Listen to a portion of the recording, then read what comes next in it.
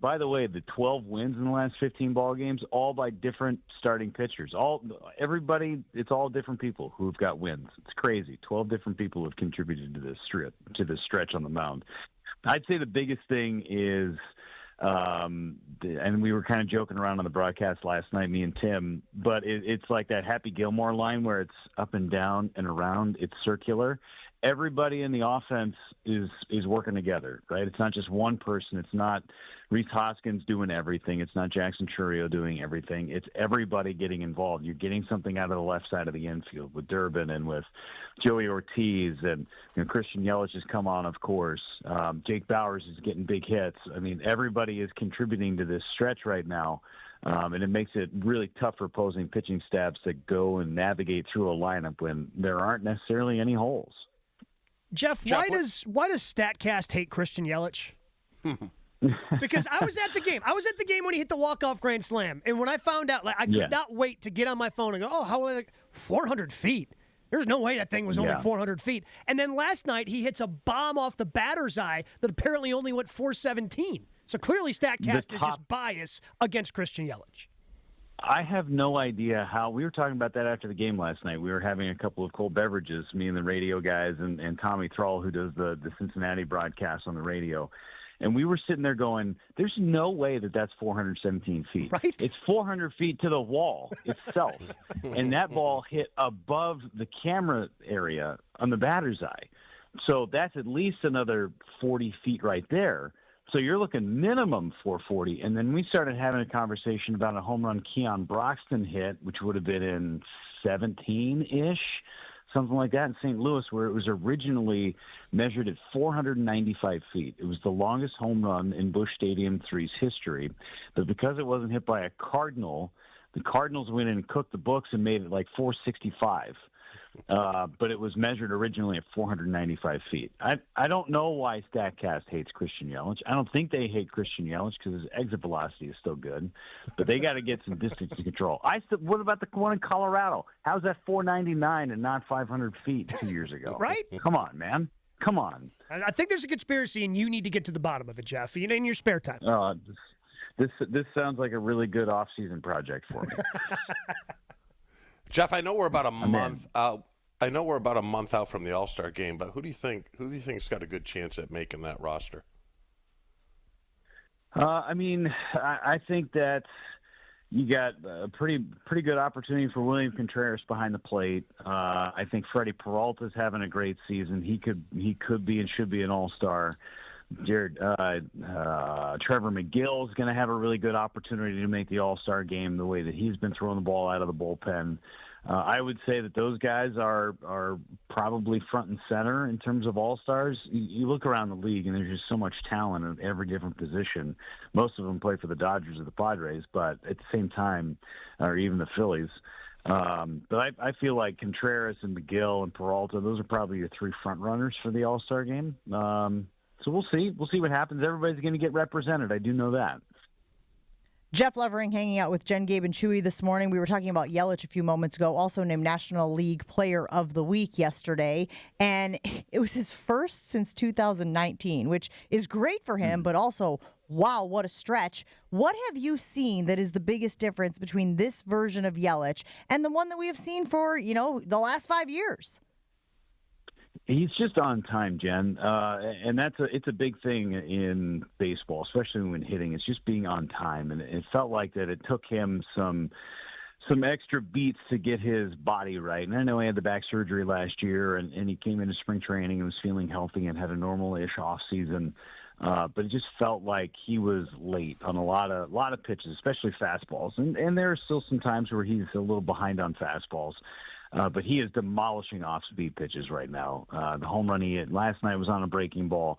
A couple of home runs that he hit in Philadelphia were on breaking balls, one against a lefty. He's just on time. He's getting that front foot down, so it allows his hips to unlock and the bat's falling through. He's not hitting a bunch of ground balls to second base and to first base anymore. And I think another part of this, too, is that he's DH'd a ton. He hasn't played the field. And when you take on that role as an everyday DH, you can get lost in your own mind because you don't have another thing to go do, go play defense to get your mind off of what your at-bat was. I think he's really starting to figure out how to navigate, okay, if I just got out, what am I going to do between this at-bat and the next at-bat so I'm not stewing on being upset that I just got out? Or, okay, I just hit a home run. How can I keep the good vibes going?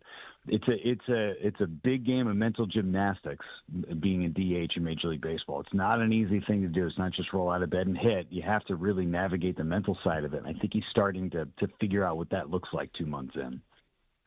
Jeff, despite all the injuries to the pitching staff, that's still been solid through the first couple of months of the season here.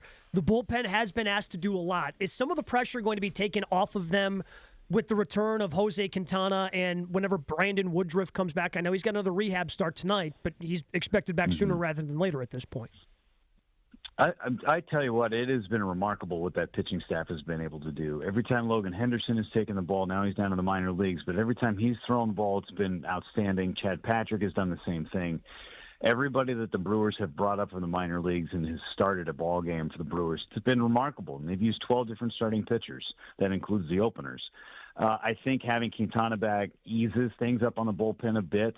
They were taxed in that month of May, and you could tell towards the middle part of the month of May that they were starting to really feel it, and that was not something that was going to be sustainable. But now they're in a position where they've got some off days that they can stack. What they did in Philadelphia, what they did last night. I mean, it's a really good situation to be in for the bullpen. Having Quintana back helps. You know, you're going to have to cover some innings from Brandon Woodruff. It's not like he's going to be able to come in and, all right, here's 7-8 innings every time he goes out. You're going to have to protect him a little, and you don't know what he's going to be like when he comes back.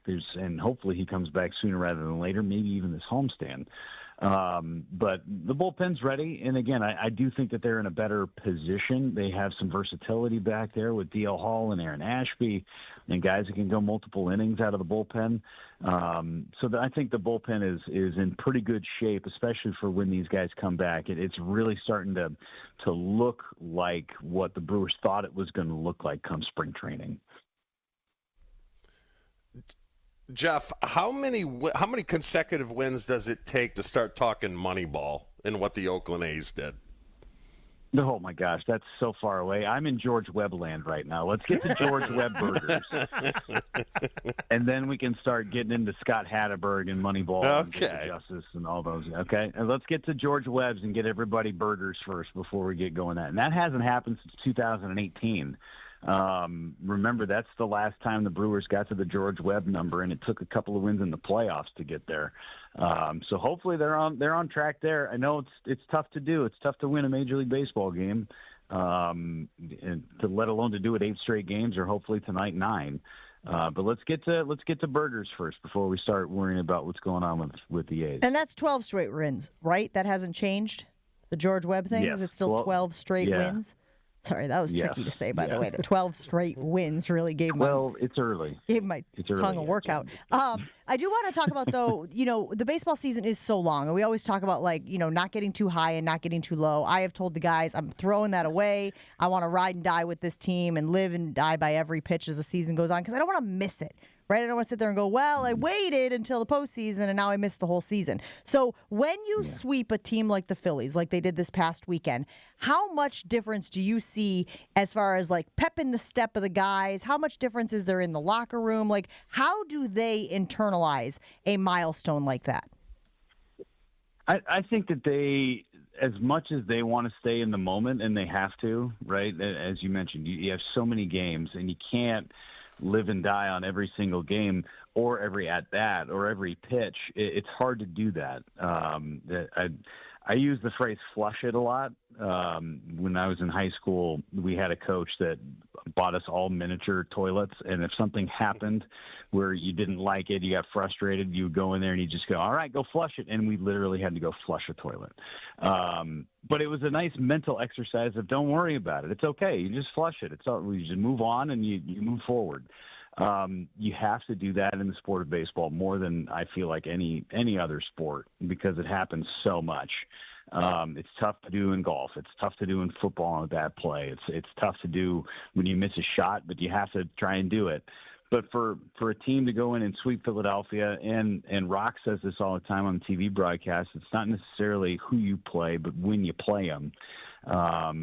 And for the circumstance of sweeping the Red Sox, they did it without Alex Bregman, right? And with the Phillies, they had no Bryce Harper.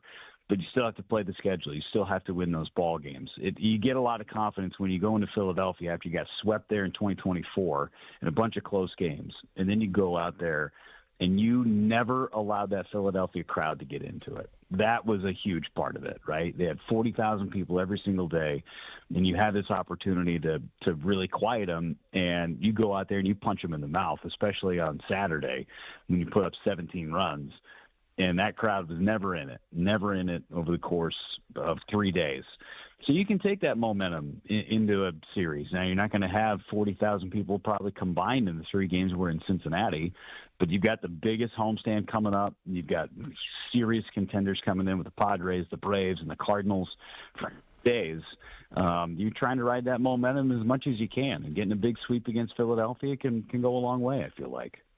These things get broken up in the baseball season. You always have those milestones. And with the injuries that we had that you just talked about in the pitching staff, at least I was thinking, okay, get through some of these injuries around 500, start making your move. And I think that's what we're starting to see now. But at this point in the season, we're still a little less than 2 months away from the trade deadline.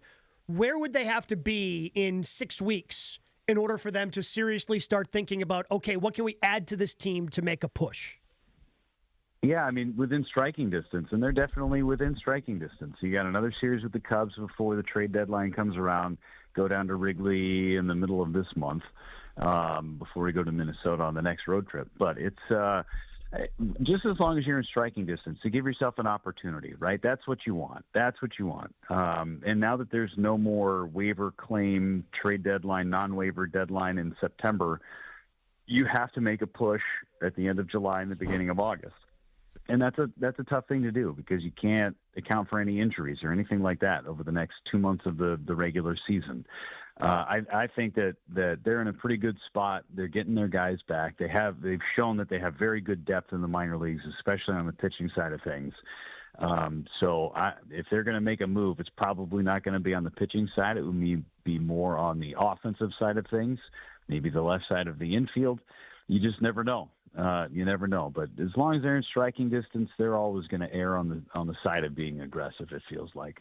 Jeff, before we let you go, a little bit of fun here. This morning we were talking about a gentleman in Canada who bought his girlfriend a lottery ticket. They end up winning $3.6 million, but he didn't have an ID or a bank account to collect the money, so she collected it, put it in her bank account, and promptly disappeared.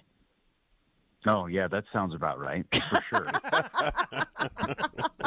Yeah. Your reaction. What was the question? Well, I was going to say your reaction. I think you gave us a good reaction. Got it, yeah. How do you think this is going to shake out? He is now suing her for the money. Yeah, but the cat doesn't have an ID or a bank account. What? First of all, I got questions about her. Why is she dating this guy who's got no ID and no bank account? He's very lucky, apparently. Is that not? No. Yeah, seriously. And he's got the stones to sue her because she's giving him a handout? Come on. I'm out. She did the right thing. She's out. She's outie 3,000. We summarized it by saying mistakes were made. Okay? Yeah, mistakes. There were a lot of mistakes. And now she's reaping the benefits of it. Jeff, we appreciate you hanging out with us. Have a great one, and we'll talk to you again soon. Look forward to hearing your call on the game.